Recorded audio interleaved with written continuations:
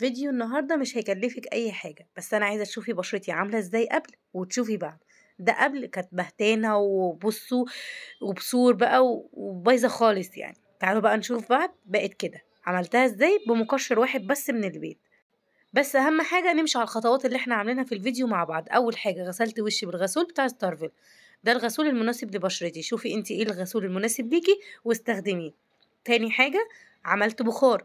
ممكن لو انتي ما عندكيش جهاز بخار تقدري ان انتي تعملي ايه، حلة تحطي فيها معلقتين ملح او معلقة ملح وتحطي ورقتين نعناع. لو عندك فريش يكون افضل، ما عندكيش ممكن تحطي حبة نعناع ناشف. يبقى اول حاجة عملت بخار 5 دقايق. بعد كده مسكت ابرة البثور اللي كلكم بتخافوا منها. إبرة البثور سهل استخدامها جدا، ما فيش منها قلق، ما تخافوش منها يا بنات. ما بنستخدمهاش للخدود، بنستخدمها للجبهة، بنستخدمها للأنف، للدقن فقط لا غير. بتشيلك الدهون، بتشيلك البثور السوداء، وكمان بتشيلك البثور البيضاء، بتنضف لك وشك. احنا كده بنعمل زي تنظيف سطحي لبشرتنا، بس السكراب اللي احنا هنعمله هيطلع لنا بلاوي. يبقى زي ما اتفقنا بنستخدمها للجبهة، للأنف، للدقن. طريقة استخدامها سهلة، ما بتألمش خالص. لو انت حاسة ان انت بتألمة رشي شوية مية ورد وابدأي ان انت نضفي. مفيش اي مشكلة او اي مرطب عندك بتحطيها وبتبداي ان انت تشدي بالطريقه دي. انا مسرعه الفيديو عشان ما حدش يقول لي بالراحه على بشرتي. لا طبعا انا بستخدمها بالراحه، بس انا مسرعه الفيديو عشان خاطر انتوا الفيديو ما يبقاش طويل عليكم وتستفادوا منه. زي ما انتوا شايفين كده طريقه استخدامها سهل جدا ومفيش منها اي ألم. بتستخدميها زي ما اتفقنا للجبهة، للأنف، للدقن. شايفين طريقة الاستخدام عاملة ازاي؟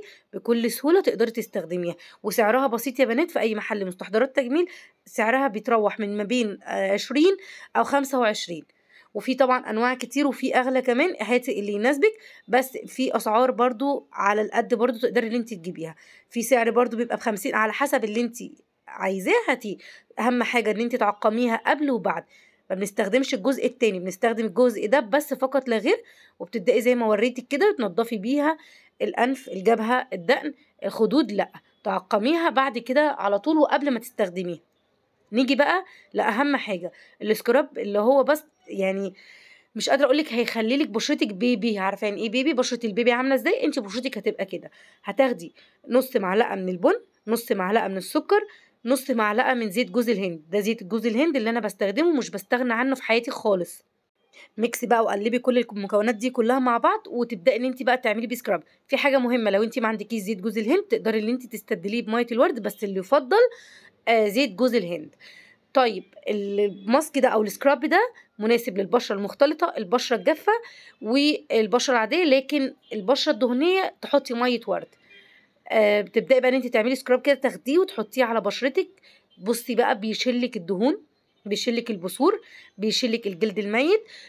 مش قادره اقولك على جمال الماسك ده. لو انت بقى بشرتك بهتانه بيطلع لك حبوب، بشرتك فيها جلد ميت، بشرتك جافه بتقشر، اعملي السكراب ده وهتدعي لي بجد.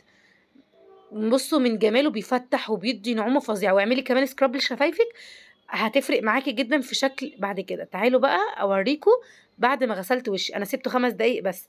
انا عملت ايه؟ نص معلقه بن او قهوه، نص معلقه سكر، نص معلقه زيت جوز الهند اللي هو النرجال العلبه الصفيح. وبعد كده غسلت وشي بعد 5 دقايق بالظبط. وتنشفي بطريقه الطبطبه باي مناديل او باي مثلا فوطه بتاعتك، بس يكون بطريقه الطبطبه. تعالوا شايفين مناخيري بقى شكلها عامل ازاي؟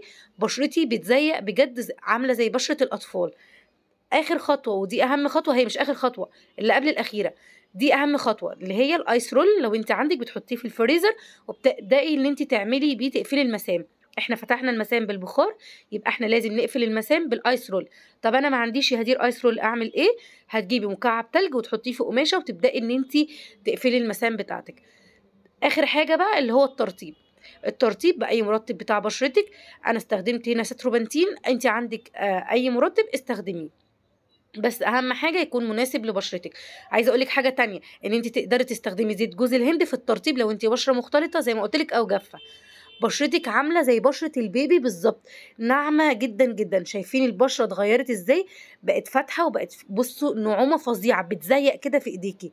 عملتي مقشر من نص معلقه بن، نص معلقه سكر، نص معلقه زيت جوز الهند. بصوا النعومه فظيعه، شلك الجلد الميت. وشلك الدهون وخلى فيها نعومه فظيعه.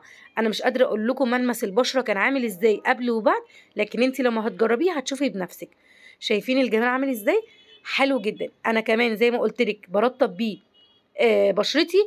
لو انا مثلا ما عنديش مرطب، تقدري تستخدمي الزيت ده كمرطب، تقدري تستخدميه مرطب لجسمك، تقدري تستخدميه في الشيفنج، ليه استخدامات كتير للشعر وللبشره وللجسم، وبنعمل بيه وصفات كتير. نيجي بقى، قلت بقى كده احط مورد عشان خاطر انا عملت تنظيف لبشرتي وخليتها منوره كده.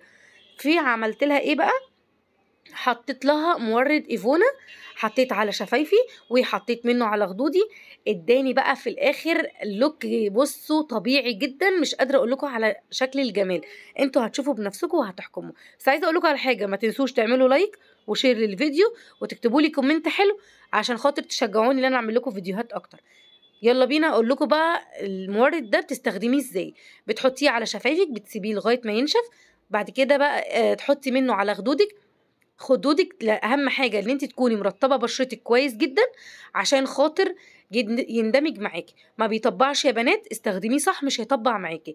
ده اللي عندي الاصلي، اللي انا بستخدمه ده الاصلي. في منه المضروب، في منه المضروب، انت خلي بالك وانت بتشتريه.